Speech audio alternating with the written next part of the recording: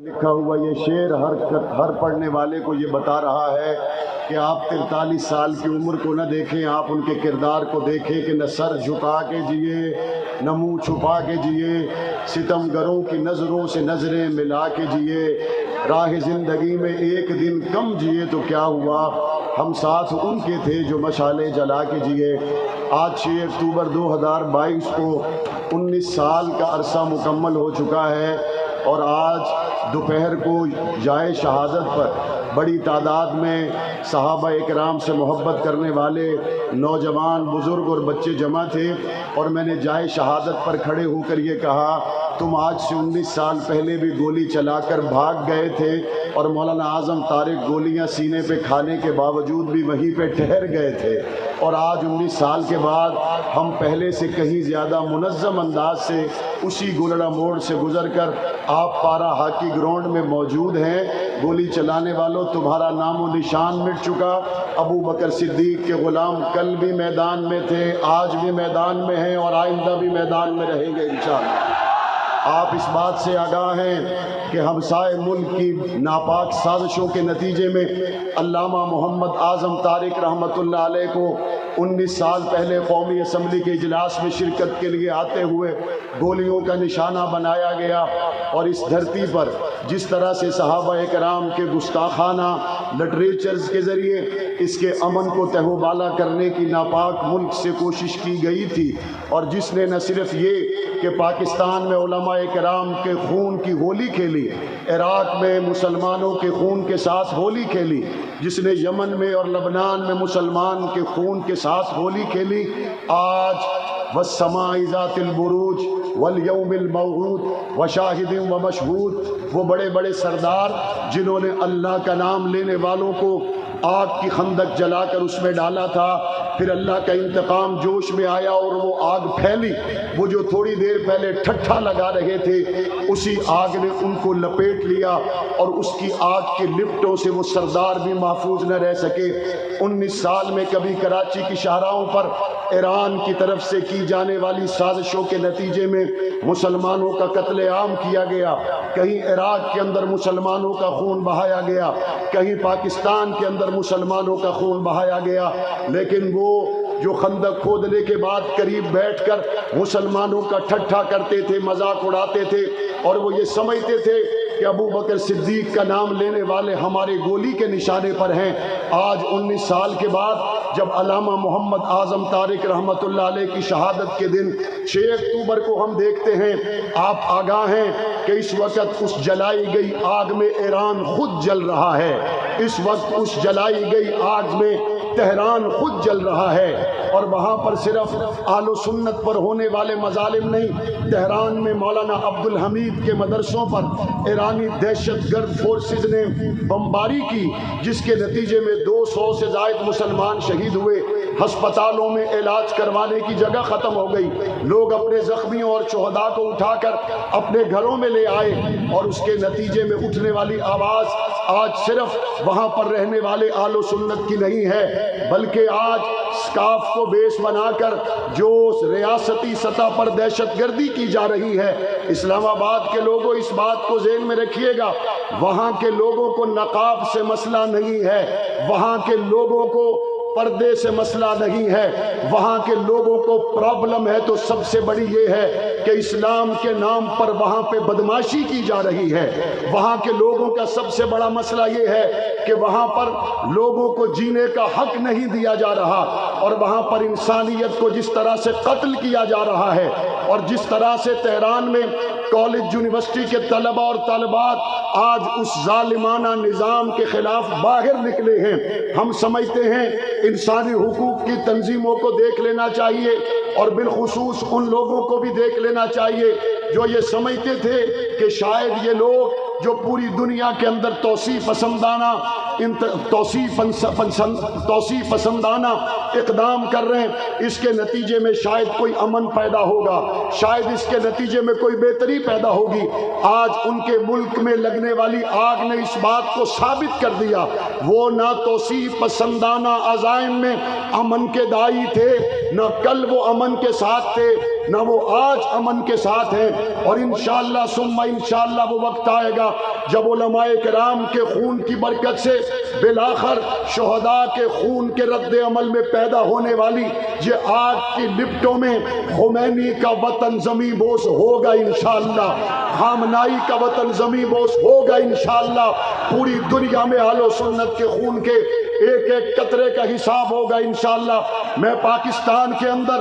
ان چبوتروں کو ممبر کا نام دینے کے لیے تیار نہیں ہوں جن چبوتروں کو ممبر کا نام دیا گیا، اور ان چبوتروں کو ممبر کا نام دے کر وہاں صحابہ کرام کی گستاخیاں کی گئی۔ میں پاکستان کے اندر ان کی عبادت کو عبادت ماننے کے لیے تیار نہیں ہوں جو کبھی کسی جلوس کی شکل میں ظاہر ہو، جو کبھی کسی صحابہ کرام پر بکواس کرنے کی شکل میں ظاہر ہو، اور حضور کی مقدس جماعت پر تان کیا جائے، اور وہ یہ سمجھیں کہ ان چوکوں چوراہوں گلیوں بازاروں میں گزر کر آپ حضور کے پہلو میں آرام کرنے والے ابو بکر صدیق کی تکفیر کریں گے، عمر فاروق کی تکفیر کریں گے، صحابہ اہل بیت کی تکفیر کریں گے، اور یہاں کے مسلمان خاموش رہیں گے۔ 19 سال پہلے شہید ہونے والے جرنیل اسلام علامہ محمد اعظم طارق کی روح سے وعدہ ہے ہمیں اپنی نسل قربان کرنی پڑی کر جائیں گے،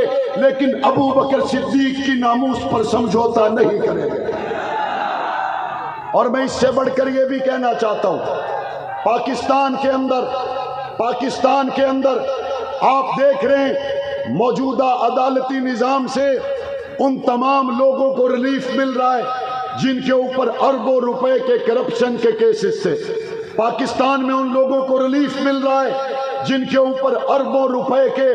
بے نامی اکاؤنٹس کے چارجز لگائے گئے۔ پنجاب حکومت مل جانے کے بعد پنجاب حکومت کے پیاروں کے کیس ختم کیے جا رہے ہیں، وفاق حکومت مل جانے کے بعد وفاق کے پیاروں کے کیس ختم کیے جا رہے ہیں۔ میں اس بڑے اجتماع میں پوچھنا چاہتا ہوں، لاکھوں کروڑوں اربوں کی چوریوں کے کیس واپس ہو سکتے ہیں تو کیا جرم ہے رحیم یار خان سے اٹھائے جانے والے شفیق معاویہ کا؟ کیا جرم ہے مولانا اعظم طارق کے بھائی مولانا محمد عالم طارق کا؟ 7 سال گزرنے کے بعد اگر وہ پابند سلاسل ہیں، اربوں روپے کی کرپشن کرنے والوں کے کیسز ختم کیے جاتے ہیں، پنجاب اور وفاق میں بڑی سیاسی پارٹیوں کو ریلیف دیا جاتا ہے، میں پوچھنا چاہتا ہوں مولانا عالم طارق کا جرم کیا ہے؟ شفیق معاویہ کا جرم کیا ہے؟ کیا اس ملک میں کرپشن کرنا کوئی جرم نہیں؟ صحابہ کی عزت پہ پہرا دینا جرم بن گیا ہے؟ اگر یہ جرم نہیں ہے تو آج کا یہ جم غفیر مطالبہ کرتا ہے مولانا عالم طارق اور شفیق الرحمان معاویہ سمیت جتنے اہل و سنت کے کارکنان لاپتہ ہیں ان کو فی الفور رہا ہونا چاہیے۔ ہونا چاہیے نہیں ہونا چاہیے؟ اور اگر آپ نے یہ طے کیا ہے کہ حضور کی ختم نبوت کے دفاع کے لیے اٹھنے والی آواز کی صدا گولی ہے، صحابہ کی عزت کے لیے اٹھنے والی آواز کی صدا گولی ہے، تو وہ ہاتھ کھڑا کر کے بتائیں جو محمد کے صحابہ کے لیے سینے چھلنی کروانے کو تیار ہے۔ یہ سارا قافلہ حضور کے صحابہ کے لیے ہے، حضور کے آل بیت کے لیے ہے، اور ہم اس بات کو جان چکے ہیں، محسوس کر چکے ہیں کہ اسلامی نظام کے نفاذ کے علاوہ اس ملک کی ترقی کا کوئی راستہ نہیں ہو سکتا۔ جو آتا ہے وہ کہتا ہے وہ جناب پچھلے نے کرپشن کی، وہ پچھلے نے کرپشن کی، وہ پچھلے نے کرپشن کی۔ میں اس پہ تبصرہ کرتے ہوئے صرف اتنا کہنا چاہتا ہوں، تمہارے اور ہمارے درمیان میں فرق یہ ہے تم امریکہ کا خط جیب میں رکھتے ہو، ہم امریکہ کو جوتے کی نوک پر رکھتے ہیں۔ ایمان والوں کے سامنے، توکل والوں کے سامنے، اللہ پر بھروسہ کرنے والوں کے سامنے عالم کفر کی کوئی حیثیت نہیں ہے، کوئی وقت نہیں ہے۔ انشاءاللہ وقت آئے گا جب گستاخ صحابہ کے لیے سزا کا قانون بھی بنے گا اور پاکستان میں اسلام کے نظام کا جھنڈا بھی لہرائے گا انشاءاللہ۔ اور میں آج کے پرعزم اجتماع سے یہ بھی کہنا چاہتا ہوں، آنے والے ماہ اکتوبر سے پہلے آپ کے حلقوں میں عام انتخابات کا ماحول پیدا ہوگا۔ آپ کا کسی قوم سے تعلق ہو، کسی قبیلے سے تعلق ہو، آج اس اسٹیج سے یہ پیغام لے کر جائیں، ہمارا ووٹ صدیق اکبر کی امانت ہے۔ ہاتھ کھڑا کر کے بتائیں، صدیق اکبر کی امانت ہے یا نہیں ہے؟ فاروق اعظم کی امانت ہے یا نہیں ہے؟ آج کے جوان سے کہنا چاہتا ہوں، پھر ذات، قوم، قبیلہ، برادری بعد میں ہوگی۔ لعنت بھیجتے ہیں ایسے شخص پر جو حضور کی عزت کی بات نہ کر سکے، صحابہ اہل بیت کی عزت کی بات نہ کر سکے۔ ووٹ اسی کو دیں گے جو گل ختم نبوت کے گانے جانتا ہو۔ آج کے جوان سے کہنا چاہتا ہوں، اٹھ شیر مجاہد ہوش میں آ، تعمیر خلافت پیدا کر۔ کیوں فرقے فرقے ہوتا ہے، اب ایک جماعت کو پیدا کر تو بھی ترقی دنیا میں، اسباب تجارت پیدا کر، قارون کی دولت ٹھکرا دے،